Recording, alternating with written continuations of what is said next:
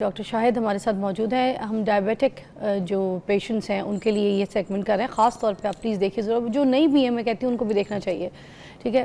اچھا, جن کو ڈائبٹیز ہو چکی ہے مگر ابھی ان کو گردوں کا کوئی ایشو نہیں ہوا ہے, تو وہ ایسی کون سی چیزوں کا خیال رکھیں جن کو ابھی گردوں کا ایشو نہیں ہے؟ کوئی ڈائٹ ایسی جس میں کوئی چینجز لے کر آئیں, کوئی ایسی چیزیں کھائیں یا نہ کھائیں, کیا کریں؟ یہ بہت اچھا کویشچن ہے, کیونکہ جس چیز کا میں ذکر کر رہا تھا ابھی, جو ڈائبٹیز میں ڈائبیٹک نیفروپیتھی ہوتی ہے جس کو ہم کرونک کڈنی ڈیزیز ہوتی ہے, یہ ہائیلی پریونٹیبل ہے, اس سے بچا جا سکتا ہے بڑی آسانی سے.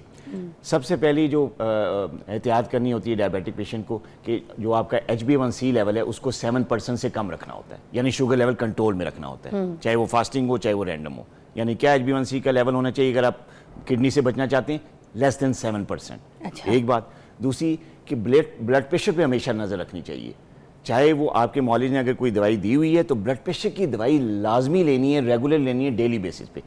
پیشنٹس کیا کرتے ہیں کہ ڈائبٹیز کی دوائی تو لے رہے ہوتے ہیں, لیکن اگر ان کو کبھی ہائپر ٹینشن ڈائگنوز ہو گئی ہے, بلڈ پریشر ہائی آپ کو ڈائگنوز ہو چکا ہے, اس کی دوائی 2-4 مہینے لی یا 1 ماہ لی, شوگر مطلب بلڈ پریشر کنٹرول میں ہوا, دوائی چھوڑ دی کہ جی ہمارا تو کنٹرول میں, ہمیں تو سر میں درد نہیں ہو رہا.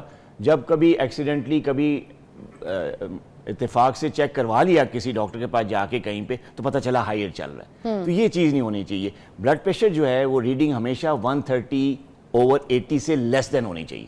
HbA1c لیس دین 7, ٹھیک ہے. بلڈ پریشر کی ریڈنگ 130/80 سے لیس. سالٹ انٹیک بہت کم, اچاری اور اس طرح جو سالٹش ڈشز ہوتی ہیں ان سے اوائڈ کریں, اس سے.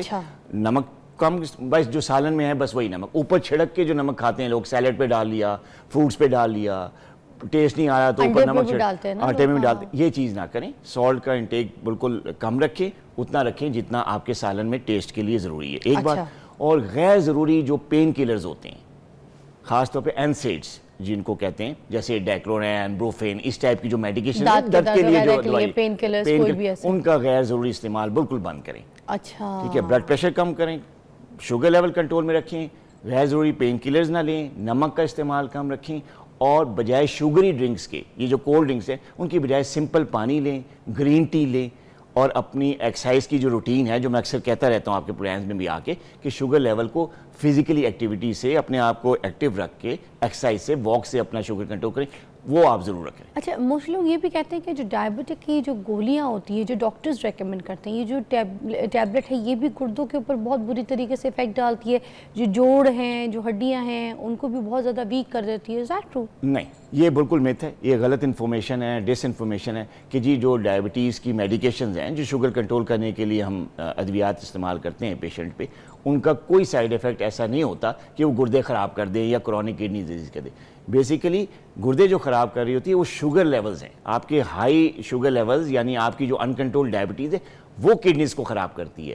جو دوائیاں ہیں یا جو ٹریٹمنٹ ہے ڈائبٹیز کی, وہ جو ہے کڈنیز خراب نہیں کرتی. پھر یہ جو ہڈیوں کا کمزور کرنے والی, دیکھیں یہ جو ہڈیاں کمزور کرنے والی, ہاں دیکھیں, اگر آپ کی ڈائبٹیز کنٹرول نہیں ہے, اور اگر آپ کا بلڈ پریشر کنٹرول نہیں ہے, اور آپ کا وائٹامن ڈی لیول آپ نے کبھی چیک ہی نہیں کرایا, آپ کو اس قسم کی ڈیفیشنسیز چل رہی ہیں, ہیموگلوبن بھی کم ہے, وائٹامن ڈی بھی کم ہے, شوگر بھی انکنٹرولڈ ہے, بلڈ پریشر بھی ہائی ہے, تو یہ ایک کرونک پروسیسز ہوتے ہیں جس کی وجہ سے انفلیمیشن باڈی میں جنریٹ کرتی ہے.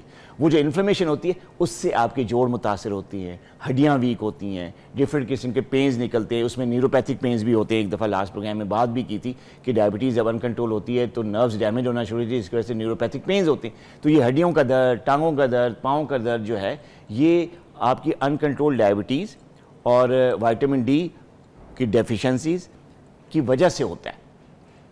تو اگر آپ اپنی ڈائٹ کا خیال رکھیں, جو وائٹامن ڈی جو ہے وہ اس کو کنٹینیوسلی آپ ڈاکٹر کے مشورے سے اس کے سپلیمنٹس لینا شروع کریں, بلڈ پریشر کنٹرول میں رکھیں, شوگر کنٹرول میں رکھیں, اور اپنے آپ کو فزیکلی ایکٹیو رکھیں, اور بیلنس ڈائٹ استعمال کریں. اچھا, گوشت کا استعمال کے لیے بھی بتا دیجیے گا کہ اگر جو کوئی شوگر کا پیشنٹ ہے تو گوشت, بیف, اس طریقے کی کون سی چیزیں جو ہیں وہ استعمال کس مقدار تک کر سکتا ہے یا نہیں؟ ہاں دیکھیے, اگر جو ڈائبیٹک پیشنٹ ہے اور اس کو کڈنیز کا پرابلم نہیں ہے, ہارٹ کا پرابلم نہیں ہے, کولیسٹرول کا پرابلم نہیں ہے, تو وہ گوشت کھا سکتا ہے, ٹھیک ہے, اعتدال پسندی کے ساتھ.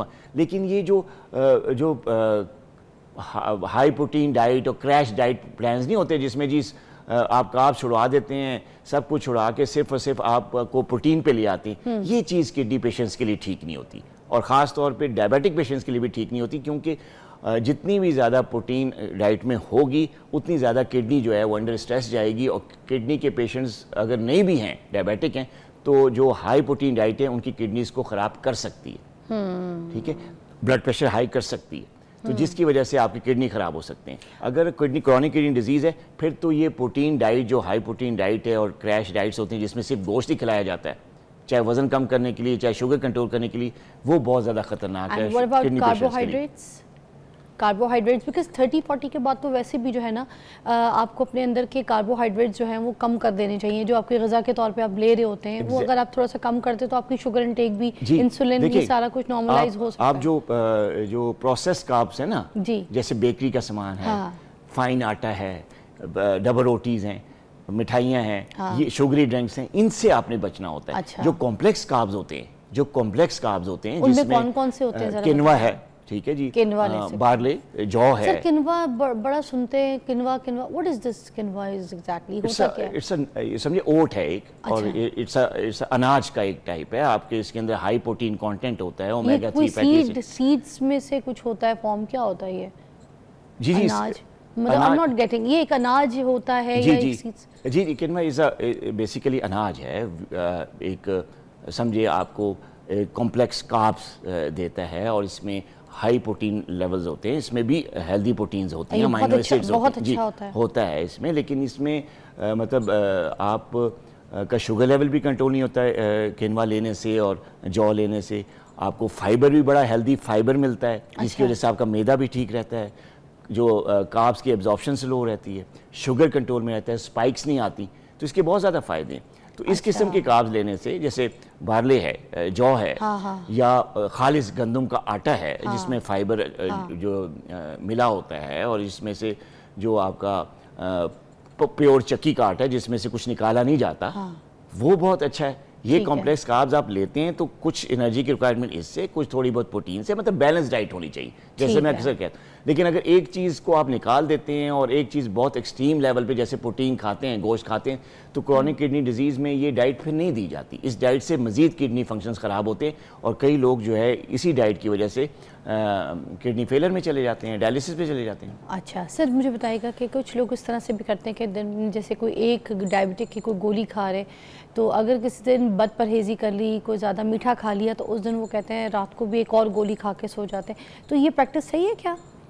دیکھیے یہ پریکٹس ٹھیک نہیں ہے. آپ کو معالج نے جس ٹائم پہ اور جس ڈوز میں آپ کو میڈیسن دی ہوئی ہیں, آپ کو اسی طریقے سے استعمال کرنی چاہیے. آپ کو جو ڈائٹ ایڈوائز ہوئی ہے, جو آپ کو کھانا جس ٹائم پہ کہا گیا ہوا ہے, جس ٹائم پہ کھانے کا جو چیزیں بتائی گئی ہیں, آپ وہ لیں. اور اگر کبھی اوور ہو جائے کوئی اس طرح سے, اگر اوور ہو جائے تو پھر آپ اپنے معالج کے مشورے سے کوئی ایک آدھ میڈیکیشن لے بھی سکتے ہیں, یا اس کے مشورے سے, یا پھر ایسا کریں کہ آپ اس دن اپنا تھوڑا سا جو فزیکل ایکٹیویٹی ہے, واک کرتے ہیں, جاگنگ کرتے ہیں, جم جاتے ہیں, جو بھی ایکسرسائز کرتے ہیں, اس کو تھوڑا سا بڑھا لیں, اس کی ڈیوریشن زیادہ کر لیں. تو بجائے یہ زیادہ بہتر بجائے میڈیسن کے, آپ اپنی جو شوگر لیولز ہیں جو اسپائک آئی ہوئی ہے بد پرہیزی کی وجہ سے, وہ آپ اپنا ایکسرسائز کر کے بند کر لیں.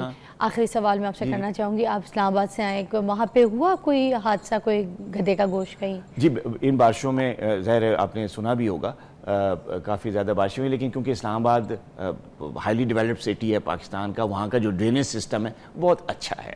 مطلب اتنا زیادہ اگر آپ کا بارش ہوتی بھی ہے. رین کا گدھے سے کیا تعلق ہے؟ اچھا گدھے کے آپ اچھا گدھے کا گوشت پوچھے کھایا آپ نے کوئی؟ نہیں الحمدللہ اللہ کا شکر ہے, ایسی چیز تو نہیں ہے. مجھے نہیں پتا پیچھے بیک گراؤنڈ اس کا کیا ہے. سر بیک گراؤنڈ وہی ہے جہاں سے آپ آئے, وہی بیک گراؤنڈ ہے. پہلے صرف ہم اکیلے یہاں پہ لاہور میں پہلی بار پکڑے گئے تھے, اس کے بعد اب آپ لوگ بھی پکڑے گئے ہیں, اسلام آباد میں بھی, مطلب پورا پاکستان کراچی میں بھی اسکینڈل آیا تھا. اب آپ واپس اسلام آباد جائیں گے؟ جی جی, میری طرف سے ایک بار پلیز کسی ریسٹورنٹ میں جا کے شنواری گدھا کڑھائی آرڈر کیجیے گا, کھائیے گا نہیں, اور ان کو پکڑوائیے گا, ٹھیک ہے, مل کے ساتھ دینا ہے آپ نے, ٹھیک ہے.